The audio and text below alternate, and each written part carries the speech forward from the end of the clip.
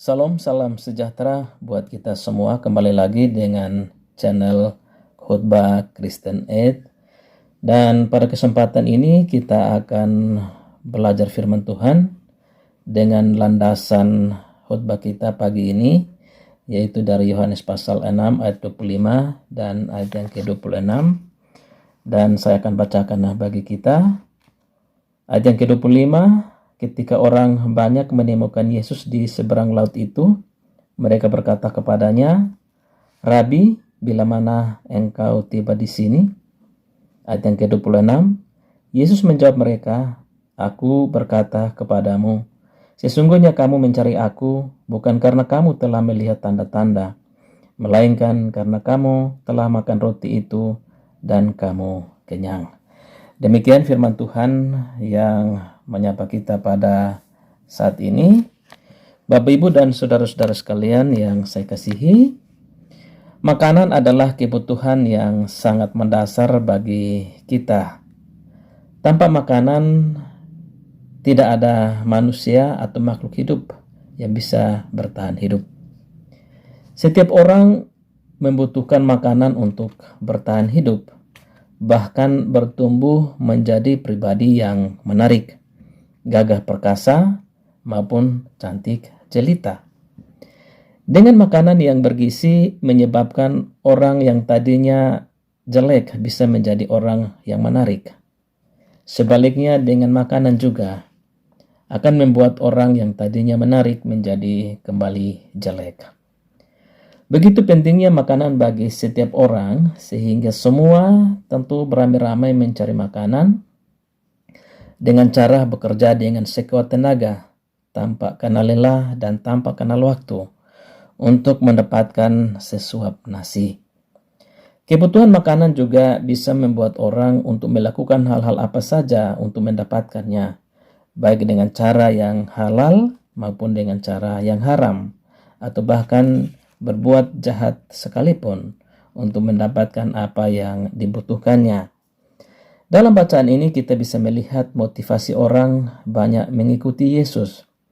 Kita memperhatikan bagaimana orang mengikuti Yesus bukan karena ingin melihat tanda-tanda mujizat yang dibuat Yesus, tetapi lebih kepada roti yang akan mereka peroleh secara gratis.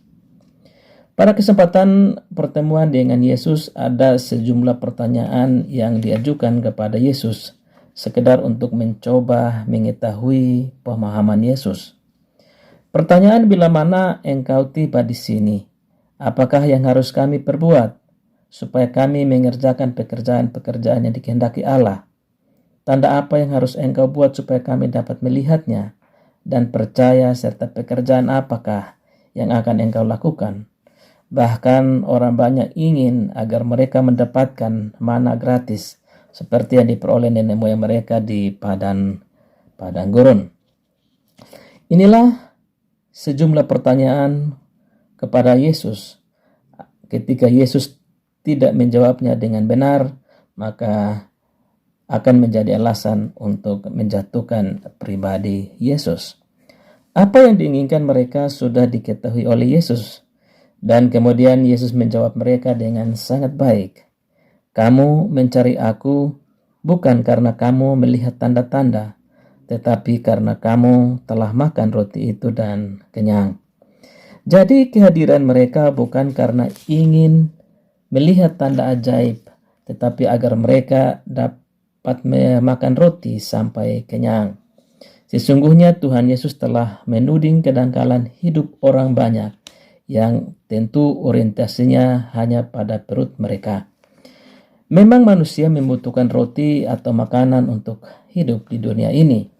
Namun jangan sampai motivasi kita mencari Tuhan hanya untuk mengejar roti saja atau berkat-berkat jasmani, lalu kita melupakan Tuhan pemberi berkat itu sendiri. Ingat, apapun yang menjadi kebutuhan kita, Yesus dapat memenuhinya. Segala persoalan hidup kita dapat diatasi di dalam Dia. Tidak hanya persoalan-persoalan yang berkenaan dengan kebutuhan jasmani kita, tetapi juga hal-hal yang jauh lebih utama, yaitu pengampunan dosa dan keselamatan kekal. Bapak, Ibu, dan saudara-saudara sekalian, para pendengar, mereka menginginkan Yesus memberi bukti kalau dahulu nenek moyang mereka dapat beroleh mana di padang gurun. Itu artinya Musa seolah lebih tinggi menurut mereka dibandingkan dengan Yesus. Inilah kesalahan motivasi serta kebutaan mata mereka. Musa tidak pernah memberi roti dari dirinya sendiri. Dia hanya alat di tangan Tuhan. Tetapi Yesus adalah roti hidup itu sendiri. Mana itu memang dapat bertahan 2 atau 3 hari.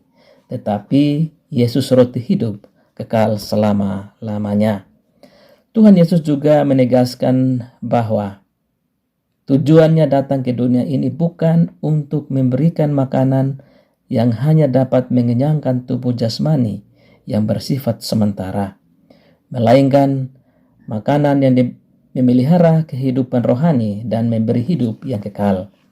Dengan mentransformasikan dirinya menjadi roti hidup, Tuhan Yesus menyatakan dirinya sebagai pusat dan pemilik kehidupan universal. Sebab siapapun yang memakan dagingnya dan meminum darahnya pasti mendapatkan hidup kekal, bahkan dibangkitkan pada akhir zaman. Yohanes pasal 5 ayat 54. Pernyataan ini sekaligus bermakna bahwa menolak roti hidup berarti binasa. Orang yang hidup pada masa kini tidak berbeda jauh dengan orang-orang zaman Tuhan Yesus. Sehingga koreksi Tuhan Yesus berlaku juga untuk orang-orang zaman sekarang. Zaman ini disebut zaman materialisme. Orang berlomba mengumpulkan materi sebanyak-banyaknya dengan anggapan bahwa itu adalah sumber kebahagiaan mereka. Bertolak dari pemahaman tadi, sangat mudah kita tergelincir untuk menghalalkan segala cara untuk mengumpulkan materi sebanyak-banyaknya. Kemudian ketika orang itu mencari Yesus, banyak juga yang beranggapan bahwa Yesus dapat memberikan roti duniawi dan atau materi yang sementara. Yang mereka cari adalah berkat Yesus dan bukan Yesus sebagai sumber dan pemberi berkat. Kiranya kalau ada di antara kita ada yang mempunyai motif-motif salah dalam mencari Yesus, kiranya kita mendengar teguran Yesus. Mari kita betulkan motif mencari dan percaya kepada Yesus. Biarlah kita percaya dan menjadi pengikut Yesus karena Dia adalah roti hidup yang dapat memberikan hidup kekal kepada kita. Lebih lanjut, biarlah secara teratur tiap hari kita mencari hadirat Tuhan dalam doa dan pembacaan firman. Biarlah kita dikenyangkan dengan Tuhan Yesus yang adalah roti hidup. Hanya dengan demikian saja hidup rohani kita tidak merana. Hanya dengan demikian saja hidup rohani kita menjadi sehat dan kuat. Di masa kini memang Yesus sang roti hidup tidak bisa dibatasi dengan dalam ruang kebaktian. Saat merayakan perjamuan kudus atau pada kegiatan-kegiatan tertentu. Sang roti hidup juga menjadi bagian dari pergumulan kita dalam melawan segala macam permasalahan dalam hidup kita. Ambil contoh COVID-19. Saat kenyataan hidup berkekurangan, jika Israel menemukan roti dalam keseharian mereka, maka kita, orang-orang yang ada di timur ini, menemukan jagung atau ubi, pisang dalam piring makan setiap hari.